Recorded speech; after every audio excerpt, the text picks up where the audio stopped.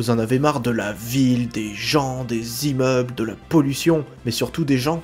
Et votre rêve serait de partir le plus loin possible de tout ça. Alors laissez-moi vous emmener à un endroit largement plus paumé que chez votre mémé en campagne. Mais si, vous savez, là où il n'y a pas de réseau et où ils ont découvert la roue la semaine dernière.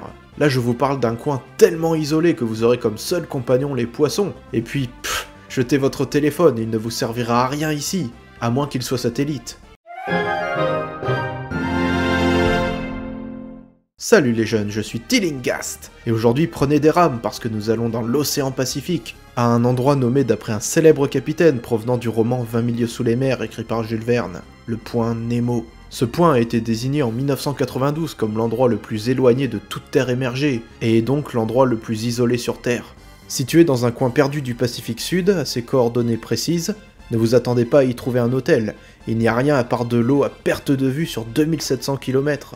Dites-vous que les humains les plus régulièrement proches sont les occupants de la Station Spatiale Internationale, car elle passe en orbite entre 330 et 410 km au-dessus de la surface du globe. Si par un quelconque hasard vous vous retrouviez au point Nemo, il vous suffirait de nager 2688 km vers le nord pour atteindre l'île Ducie, une des 4 îles Pitcairn, les îles où ont débarqué les révoltés de la Bounty, mais ça je vous le raconterai un autre jour.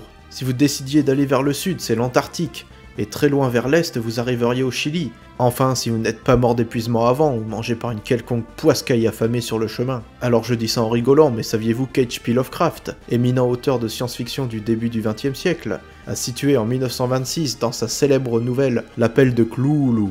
Ouais, on le dit comme ça, hein, désolé, c'est Lovecraft lui-même qui le précise. Bref, il a situé Herlier, la ville engloutie où est endormi ce dieu à ses coordonnées, soit tout près de l'actuel point Nemo.